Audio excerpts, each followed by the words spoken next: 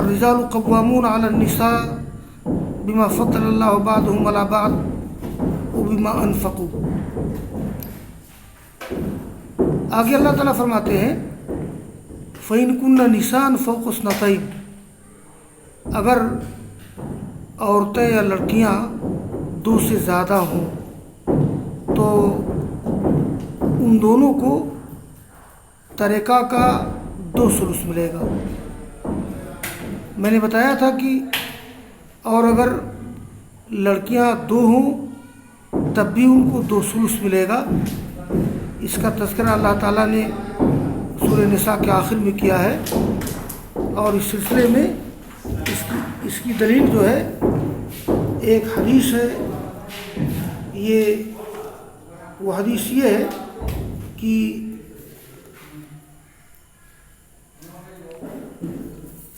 سعد بن ربی رضی اللہ تعالیٰ عنہ غزوہ احد میں شہید ہو گئے تھے. ان کی 2 لڑکیاں تھیں. سعد کے بھائی نے سارے مال پر قبضہ کر لیا تو رسول اللہ صلی اللہ علیہ وسلم نے ان لڑکیوں کو 2 ثلث دلوایا. دیکھیے ترمذی حدیث نمبر 2092 اور ابو داؤد حدیث نمبر 2892. تو اس سے بات معلوم ہوتی ہے کہ لڑکیاں اگر 2 ہوں یا 2 سے زیادہ تو ان کو ترکہ کا ثلث ملے گا، اور اگر ایک لڑکی ہو تو ترکہ کا 2 ثلث ملے گا اور بقیہ عصبہ کو مل جائے گا. اور اگر ایک لڑکی کسی کی ہو تو اس کو نصف ملے گا 1/2 اور بقیہ عصبہ کو مل جائے گا. آگے اللہ تعالیٰ نے والدین وراثت میں والدین کے حالات کا ذکر کیا گیا ہے. تو پہلے میں خلاصہ بتا دوں تاکہ سمجھنے میں آسانی ہو. دیکھیے والدین کے حصوں کی 3 حالات ہیں. پہلی حالت یہ ہے کہ اگر کسی کی وفات ہو جائے اور اس کی اولاد میں ایک لڑکی ہے تو ماں باپ میں سے ہر ایک کو سدس ملے گا، اس لیے کہ لڑکی کو آدھا مل جائے گا. کسی کی وفات ہو گئی، ان کے والدین ہیں، اس کی ایک لڑکی ہے تو لڑکی کو تو مل جائے گا 1/2 اور 1/6 یہ باپ کو اور ماں کو مل جائے گا. اب باقی بچے گا پھر سدس، تو وہ بقیہ سدس یہ باپ لے لے گا عصبہ ہونے کی وجہ سے. گویا کہ اگر کوئی شخص مر جائے اور اس کے والدین ہوں اور اس کی اولاد ہو لیکن ایک لڑکی ہو تو ہر ماں باپ میں سے ہر ایک کو سدس ملے گا، اور جو بقیہ سدس ہے وہ باپ کو مل جائے گا اور یہ نصف لڑکی کو مل جائے گا. یہ پہلی حالت ہے. تو اس کا ذکر کیا گیا کہ وَلِأَبَوَيْهِ لِكُلِّ وَاحِدٍ مِّنْهُمَا السُّدُسُ مِمَّا تَرَكَ إِنْ كَانَ لَهُ وَلَدٌ، یعنی والدین میں سے ہر ایک کے لیے سدس ملے گا اس ترکہ سے جو اس نے چھوڑا ہے. اگر اس کی اولاد ہو اور اولاد میں بنت ہو، اگر لڑکی ہو اس کے والدین ہو تو لڑکی کو 1/2 یہ نصف مل جائے گا. اب باقی آدھا بچا تو اس آدھے حصے کے 3 حصے کر دیں گے تب تو بنے گا سدس. تو باپ کو سدس اور ماں کو سدس، 1 سدس باقی بچ جاتا ہے تو 1 سدس پھر باپ کو مل جائے گا عصبہ ہونے کی وجہ سے. گویا باپ کو 2 مرتبہ ملے گا. 1 سدس ملے گا ذوی الفروض میں شامل ہونے کی وجہ سے، 1 سدس ملے گا عصبہ کی وجہ سے. یہ ہو گئی پہلی حالت. اور دوسری حالت یہ ہے فَإِن لَمْ يَكُن لَهُ وَلَدٌ وورثه اباه فلأمه الثلث، اگر کوئی شخص مر گیا اور اس کی اولاد نہیں ہے اور اس کے والدین اس کے وارث ہیں، یعنی اس کے ورثہ میں صرف ماں باپ ہیں، یہ دوسری حالت ہے، تو 1/3 ماں کو ملے گا اور اب 2/3 باقی بچ جاتا ہے، تو 2/3 یہ باپ کو مل جائے گا۔ یہ دوسری حالت ہو گئی کہ اگر کسی کی اولاد نہیں ہے، نہ لڑکا نہ لڑکی، نہ 1 نہ 2، اور اس کے والدین اس کے وارث ہیں، تو والدین میں ماں کو 1/3 ملے گا اور باقی بچا 2/3 وہ باپ کو مل جائے گا اگر اور دوسرے ورثہ موجود نہیں۔ اور تیسری حالت یہ ہے کہ فَإِنْ كَانَ لَهُ إِخْوَةٌ فَلِأُمِّهِ السُّدُسُ، اگر مرنے والے کے بھائی ہیں، یہاں یہ بات جان لو کہ بھائی میں بہن بھی شامل ہے۔ اگر مرنے والے کے بھائی اور بہن ہیں، یعنی اس پہ اتفاق ہے سب کا، اگر مرنے والے کے بھائی ہیں اور بہن بھی۔ ایک اور بات طلبہ سن لیں کہ یہاں پر بھائی اور بہن سے عام بھائی بہن مراد ہیں، یعنی چاہے باپ شریک بھائی ہوں، بھائی بہن ہوں جن کو اللاتی کہتے ہیں، یا ماں شریک بھائی بہن ہوں جن کو اخیافی کہتے ہیں، یا عینی بھائی بہن ہوں جن کو یہ یعنی جو ماں باپ دونوں میں شریک ہیں، میں اس کا ذکر بچوں سے کر چکا ہوں۔ تو فَإِنْ كَانَ لَهُ إِخْوَةٌ، ایک شخص کی وفات ہوئی اور اس کے کچھ بھائی کچھ بہن ہیں، چاہے اللاتی ہوں یا اخیافی ہوں یا عینی ہوں، اب ایسی صورت میں کیا ہوگا؟ تو ماں کو 1/6 ملے گا اور بقیہ 5/6 باپ کو مل جائے گا اگر اور کوئی وارث نہیں ہے۔ تو یہ والدین کی تیسری حالت ہے کہ اگر مرنے والے کے بھائی یا بہن ہیں کسی بھی قسم کے ہوں تو ماں کو ملے گا 1/6، یعنی ان کی جائیداد کے 6 حصے کیے جائیں گے، ماں کو 1/6 اور باقی بچا 5/6، تو 5/6 یہ باپ کو مل جائے گا اگر دوسرے ورثہ نہ ہوں۔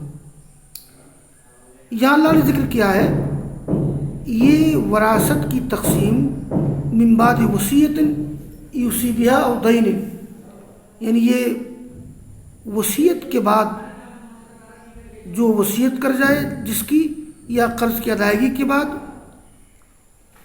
یہاں میں ایک بات ذکر کر دوں کہ آیات میراث میں 3 مرتبہ نفاذ وصیت اور ادائے دین کا ذکر کیا گیا ہے، اور نفاذ وصیت کو مقدم کیا گیا ہے اور ادائے دین کو مؤخر کیا گیا ہے۔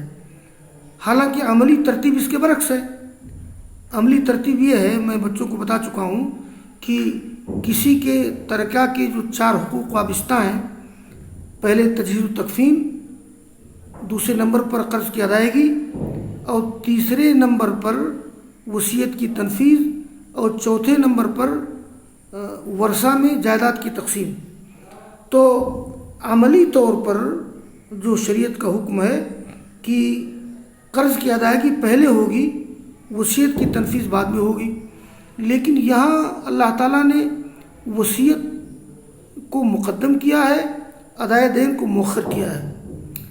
اس سلسلے میں علامہ آلوسی رحمہ اللہ نے روح المعانی میں لکھا ہے کہ اس کی حکمت یہ ہے تاکہ نفاذ وصیت پر زور دیا جائے، اس کی تاکید کی جائے، اس لیے کہ قرض کی ادائیگی تو لوگ کر ہی دیتے ہیں، اور نہ بھی قرض کی ادائیگی کوئی کرے تو قرض خواہ وہ وصول کر ہی لے گا، مگر نفاذ وصیت میں لوگ غفلت برتتے ہیں، تو اللہ تعالیٰ نے اس لیے نفاذ وصیت کا تذکرہ مقدم کیا اور ادائے دین کا ذکر بعد میں کیا ہے، ورنہ عملی ترتیب اس کے برعکس ہے۔ عملی طور پر ادائے دین پہلے ہے اور نفاذ وصیت بعد میں ہے۔ تو من بعد وصیۃ یوصی بہا او دین آباؤکم وابناؤکم لا تدرون ایہم اقرب لکم نفعا. یہاں جو اسلام کا نظام وراثت ہے اس میں نسبی قرب و بعد کا لحاظ کیا گیا ہے. اس سے فرمایا اللہ تعالیٰ نے تمہارے باپ، تمہاری اولاد، تمہارے لڑکے، تمہیں کیا پتہ کہ کون تمہارے لیے زیادہ قریبی ہے نفع کے اعتبار سے. یہ اللہ تعالیٰ کا فریضہ ہے اللہ تعالیٰ کی طرف سے. بے شک اللہ تعالیٰ جاننے والا اور حکمت والا ہے. تو آج کا درس یہیں تک ہوا. آج کے درس کا خلاصہ یہ ہے کہ اسلام کے نظام وراثت میں مرد کو ہر عورت کے ڈبل حصہ ملے گا.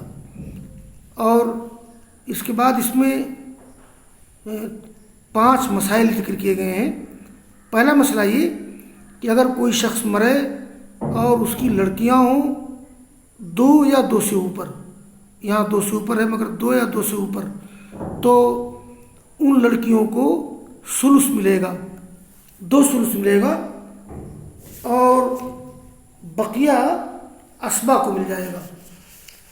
اور دوسرا مسئلہ یہ ہے کہ اگر کوئی شخص مرے اس کی ایک ہی لڑکی ہو تو لڑکیوں کو 1/2 مل جائے گا اور بقیہ اسبا کو مل جائے گا یا دوسرے ورثہ کو مل جائے گا. اور تیسرا مسئلہ یہ ہے، بلکہ 3، 4، 5 جو مسائل ہیں ان کا تعلق ماں باپ کے حالات سے ہے. تو ماں باپ کے حالات میں پہلی حالت یہ ہے کہ اگر کوئی شخص مر جائے اور اس کی اولاد ہو، یعنی ایک ہی لڑکی ہو، تو ماں باپ میں سے ہر ایک کو سدس ملے گا. اس کے 6 حصے کیے جائیں گے. تو 1 سدس باپ کو، 1 سدس ماں کو، اور نصف تو مل جائے گا لڑکی کو. 1 سدس جو باقی بچے گا وہ باپ لے لے گا اسبا ہونے کی وجہ سے. یہ والدین کی پہلی حالت ہے. والدین کی دوسری حالت اس میں بیان کی گئی ہے، اگر کسی کی اولاد نہ ہو اور اس کے ماں باپ وارث ہوں تو ماں کو 1/3 ملے گا ثلث، اور بقیہ باپ کو مل جائے گا. والدین کی تیسری حالت یہ ہے کہ اگر کوئی شخص مرے اس کے بھائی ہوں، میں نے کہا کہ اس میں بہن بھی شامل ہیں، اور یہ بھائی بہن عام ہیں، اللاتی ہوں، اخیافی ہوں، عینی ہوں، تو ایسی صورت میں ماں کو سدس ملے گا، اور ماں کو سدس ملے گا. اب باقی بچا 5/6، تو 5/6 باپ کو مل جائے گا اگر اس کے کوئی وارث نہ ہو. یہاں ایک بات میں ذکر کر دوں، یہ اس تیسری حالت میں بھائی یا بہن اس صورت میں ان کو حصہ تو نہیں ملے گا ترکہ سے، لیکن وہ ماں کے لیے حاجب بن جائیں گے. اور حجب نقصان یعنی ماں کا حصہ یہ کم ہو جائے گا. ماں کا حصہ گویا ثلث رہ جائے گا. حجب نقصان کا سبب ہے، نہیں ثلث، ماں کا حصہ سدس ہو جائے گا. دیکھیے ماں کا حصہ ثلث تھا، لیکن یہاں بھائی اور بہن اس صورت میں ان کو حصہ تو نہیں ملے گا، لیکن ماں کے لیے حجب نقصان کا سبب بن جائیں گے. کہاں ماں کا حصہ ثلث ہوتا تھا، یہاں ماں کا حصہ سدس ہو جائے گا. تو یہ والدین کی 3 حالات کی اس میں ذکر ہے. اور اس کے بعد پھر کہ یہ تقسیم جائیداد کی کب کیا جائے گا؟ ادائے قرض کے بعد، وصیت کی تنفیذ کے بعد. اور ادائے قرض پہلے ہے، نفاذ وصیت بعد میں ہے. لیکن یہاں جیسا کہ علامہ آلوسی نے رول مانی میں لکھا ہے کہ نفاذ وصیت پر زور دینے کے لیے، تاکید کے لیے اللہ تعالیٰ نے وصیت کو مقدم کیا ہے، اس لیے کہ قرض کی ادائیگی لوگ کر ہی دیتے ہیں یا صاحب قرض وصول ہی کر لے گا. یہ آج کا سبق ہے. اور وآخر دعوانا ان الحمد للہ رب العالمین.